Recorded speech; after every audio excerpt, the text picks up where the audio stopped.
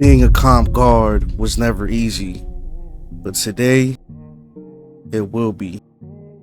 Not only will you become a comp guard when watching this video, I will reveal all the secrets to becoming a comp guard in the easiest manner in NBA 2K25.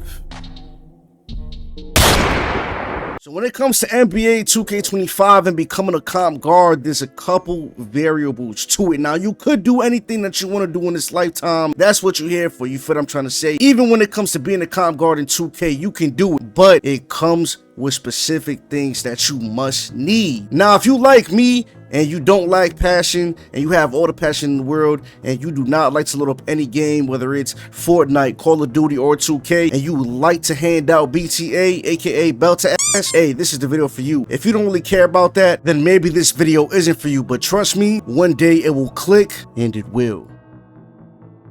Alright, so it's your first time creating a guard build, it's your first time on NBA 2K, and it is your first time playing 2K. The best thing to do is, as of right now, is create this specific guard build right now if you want to be a comp guard. 6'2" is the best height for guards in this game. It's not too small, and it's also not too tall. This is Stephen Curry's height, so, you know, we're just going to go based off of that as well. So the weight is going to be 184. No specific reason. I just like my guard builds a little bit, like, you know, higher in weight, especially because, like, you can go higher in weight and it doesn't really affect like your speed or any of that. And then wingspan 6'3", as you can see to the right, we can put our three-pointer to a 99 when we get cap breakers. So as of March 2K25, every single comp guard that y'all boys know, whether it's me, Yadman Gaming, whether it's any specific comp guard on YouTube or just a comp guard that you know in general, they're gonna have a build that looks something like this, all right, y'all? This build is called a meta build, all right, y'all? I have a meta playstyle.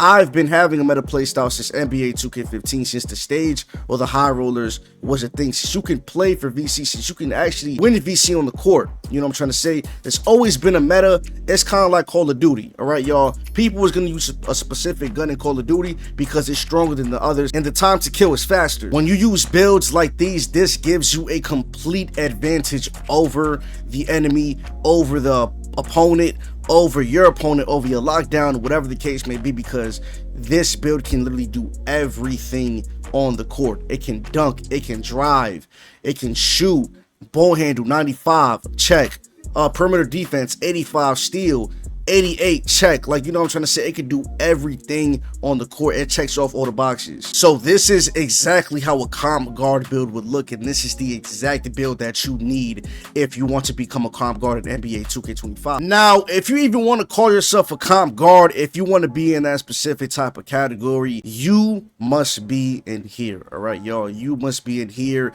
This is the comp stage. The stage, the ante, you know, you can call it whatever, you know what I'm trying to say. Just know that this is where the sweatiest of the sweats play. This is the highest level of NBA 2K25. This is where you're going to see a lot of people meta dribble. A lot of people meta dribble, but there's going to be some separation, and I am that separation. I don't dribble how these other guards dribble. I add a little bit of more combos into my dribble moves and stuff like that. Now, as you can see, the 100 court right here, the 5K court, this is where a lot of other people that if they're not ready for the 10K court, but they're good enough to be on a 5K court, this is where they're going to be, all right, y'all? Now, the top dogs is going to be on this court over here, all right, y'all? The top dogs is going to be on the 10K court because the 10K court is the highest VC court in the stage, all right, y'all? So it's going to be the best players on this type of court right here. And it's the fact that they're going to be sweating, all right, y'all? They're going to be sweating. They're going to treat it like it's money on the line. It's not going to be an easy game to win, especially if you're playing like Lai, Shifty, myself, Kai Iverson. I'm talking about like these 2K League players. Like, I'm talking about like these real skillful, talented players at the game. This is where they're going to be right here. And if you ever want to call yourself a comp guard, you have to get out your comfort zone and you must step into the stage and put BTA. I'm not gonna lie to you, which you could, especially if I'm here to help. Now, y'all may be wondering what's the difference between me and comp guards or just comp guards in general, and that is going to be the decision making and the IQ. I've been playing stage for as long as I could remember, so my decision making and my IQ is going to be better against better players than a person who just started playing against real comp. That makes sense. The more you play and the repetitions that you get, the better you're going to become. That's just how it is with every game. All in all, yeah, some comp guards might dribble the same, but a lot of comp guards aren't the same though, because of that IQ and that separation of the decision making. So all I'm gonna say is, it takes time. So one thing that is ultra important when it comes to playing NBA 2K25 and being the most consistent that you can is getting skill boost. Jump shot boost, ball handling boost is the most important boost for a guard. Steals, blocks, rebounding, I mean layups and dunks. You can also do layups and dunks if you like to drive and stuff like that, if you got dunking on your guard build and stuff like that. But ball handling and jump shots matter the most, because if you boost them, it becomes more consistent. If you do not have jump shot boost or ball handling boost on this game, I'm not gonna lie to you, bro, you might just be him. You might just be her. Whoever's watching this video, you know what I'm trying to say? Even an alien can be watching this video. You might be that guy if you're not using skill boost or buying skill boost and stuff like that to try to perform on this game. Me personally, bro, just like I said, I like to be consistent. I have passion. I do not want to lose because I don't have jump shot boost or ball handling boost and I'm getting plucked left and right. That's not what's going to happen. So every single comp guard in this game, make sure that they have, you know, jump shot boost, ball handling boost, every type of boost in the book that matters, especially Gatorade boost. All right, y'all. So the Gatorade that gives you that second extra bar is this Gatorade right here. Gatorade Thirst Quencher 10-pack. All right, y'all. I do have a method to basically lower the Gatorade prices down, and I'm gonna show you that right now. So to basically get 5, 10, 15, 20, even 25% off of Gatorade, depending on your score, you want to head over to Gatorade Sports Science Institute. You obviously want to hop on the spot, and you want to basically do what this dude is doing right here. And then once you pass this hand-eye coordination test, then you're gonna do another hand-eye coordination test where you're pressing buttons. It's obviously not gonna look like this. You're going to be actually pressing the buttons like you're playing a video game. Depending on your score, where you get 55, 60 score, is going to depend on how much percentage you get off of Gatorade. I remember when my score was like 52, I only got 10% off of Gatorade. So I think that they did lower the price for my Gatorade, but I'm not going to lie, if you want the best amount of percentage off, you probably gonna have to get like 60, 65. I'm not gonna lie to you, but that is a method and a secret to basically lower your Gatorade prices. So every single time you go to Gatorade, it's not gonna be 500, it's going to be 450, you know, it's going to be 3100, it's going to be 2750, you know, stuff like that, which makes it easier for you to purchase Gatorade after every 10 games. So 9 times out of 10, if someone asks you what's wrong with NBA 2K25, you're not going to say anything but shooting. All right, y'all, the shooting has been inconsistent this entire year. They call this game RNG 2K25, you feel me? And I don't blame them. I feel like there's definitely is some type of RNG when it comes to this specific game right here, but the best ways to combat the RNG, even though it's slightly hard to combat it because that's just what the game is and the game mechanics, you have to have the correct jump shot on with a high green window, and you must have your lethal zone. Now, some of y'all may think that having lethal zones is self-explanatory. Lethal zones equals more greens, which is true and can be true. But there's sometimes that I don't even have my lethal zones and not green bean chicken wing damn near all of my shots. And then as soon as I do get my lethal zones, I start bricking. I don't know if it's a placebo. I don't know what it is, but I feel like having lethals is better than not having lethals, if that makes sense. And the way to get your lethals, the easiest way to get them is to go to your game difficulty and put it on rookie and make sure that you have a jump shot that you can actually time, and that's easy as the time for you. They 100% did make it easier to play against lethal shooter in the shooting gym drills, so you don't really have to worry about him making every single shot like he has a walking zen or living zen, you feel what I'm trying to say. At the beginning of the year, it was absolutely way too hard to beat him, but once you talk to him and stuff like that, you want to make sure that you do 3 lethal zones. All right, y'all, so basically 10 shots per zone. I'm telling you this right now, he's gonna miss.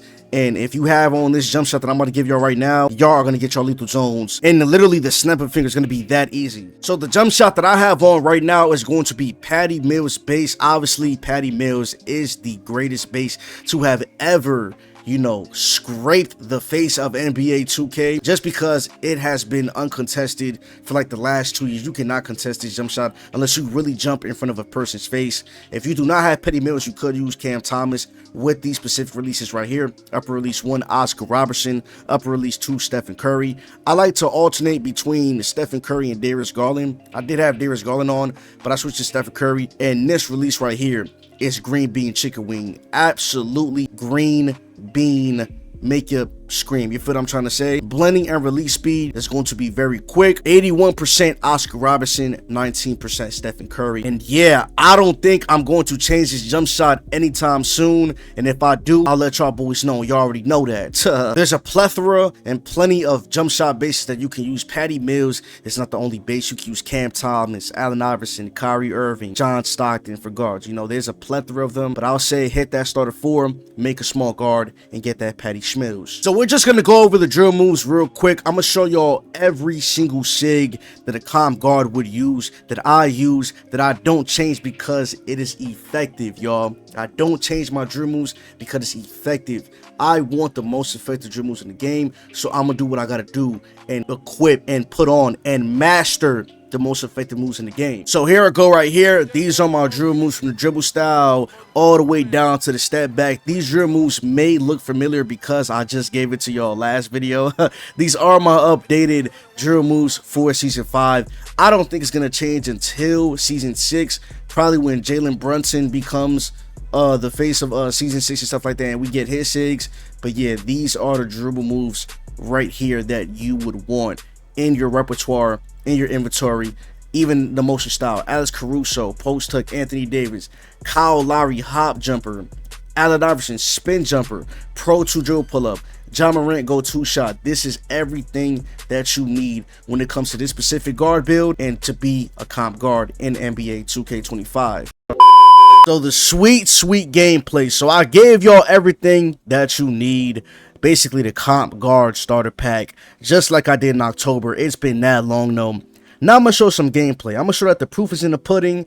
As you can see, I'll take this dunk right here. It's 4-4. You don't want to actually rush your possessions when it comes to you playing the comp. That was a great steal for me. Look at that, into a green bean chicken wing. You see what I'm saying? It's just separation, things like that. Like, it's also playing aggressive as well. You kind of want to get your opponents intimidated, if that makes sense. You want to be all over the court, especially as a guard that's coming out the corner. I have a 90 speed. As you can see, my center passes to me. I do miss that shot right there. I'm not perfect. He gets the rebound. Well, my lockdown gets the rebound. Boom. I green that shot in the corner. And that wasn't just no regular shot. That was a dribble pull-up. And that is the dribble pull-up of Pro 2. Right? So basically, this right here, okay, my light dunk gives up a 3. So I'm going to just tell y'all what's going through my head. So what's going through my head right now is it's 7-10. What I'm going to do is I'm going to make sure that this ball gets in that hoop. All right, y'all. I'm going to make sure that the ball gets in that hoop. The center contest that right there. That was a tight. You see what I'm saying? You see how Patty Mills gets contested, especially when a person jumps in your face. If he would have never jumped right there, that would have been open, and I probably would have greened that shot. I'm not gonna lie. So as you can see, 8 points, shooting 50% for the 3-point line right now. I think I'm like 2 for 4 or like 1 for 3. Yeah, I think I'm 2 for 4 as of right now, because I did hit 2 shots and I did miss 2, but that's all right though. We're not really worried about that. As you can see, the score is 12-10. My mentality is, okay, I'm up, so I'm going to try my best to get a 2. As you can see, he just got absolutely bopped out his socks right there. That is definitely on that lockdown. He should have stayed on my left side, but since I knew he was playing my left side, guess what? I did a hezzy cancel into behind the back for an easy 3. As you can see, my teammates forced the miss right there for an easy dunk. And as you can see, we are running the meta build lineup, which is a guard, a lockdown, and a footer. Or it can be a guard, lockdown, and a 6'9". The reason why guards do not run with outsides this year is because guards like to take the most shots. And if a guard is going to take the most shots, they must have a rebounder, and a 7-foot is going to provide that. So in previous 2Ks like 2K24 or even 2K23, there would be a popper on the court because shooting didn't have quote-unquote RNG, where Mike Wing literally makes you miss you know, out of thin air. Like, I am the type of person, I've been playing 2K for years and years and years. That was a great blitz by my center. As you can see, we just running away with this game. Have 11 points, 60% from the 3-point line. You didn't see me not one time rush a jump shot, not one time chuck a jump shot. I'm making smart plays, and I'm ultimately letting my defense play defense for me, as in my lockdown and my center. Yes, I have defense on my guard, which means that I can also guard ball as well, but I rather prefer sitting in the corner because it just makes my life easier. I take care of the offense while my lockdown and my center takes care of the defense. So as you can see, my center just did some troll stuff right there. It is currently 19-19, and I'm going to show y'all what I do right here. So I do a little troll spin to see if I could, like, you know, probably get away, you know, from the center right there, like probably like trick him into thinking that I'm going to go this way. That's when spins are kind of like useful, but honestly, that was a troll on my part. I'm gonna keep it a buck with you. As you can see, the ball is being inbounded. My center tries to pass my lockdown right there. And also, I'm gonna keep it a buck. You playing with other good people as well is also gonna make you look better. It's just a team thing. It's always been like that when it comes to 2K. As you can see, my lockdown ends the game right there. It's just that easy. 4 for 7, 3 for 5, 3-game win streak on a 5K court. Not every game is gonna be close. Not every game is gonna be easy. But when you're playing in the stage, you're gonna learn how to play in the stage, if that makes sense. The more experience you get, the easier it's going to become. The more knowledge you get, the more things will become more understandable.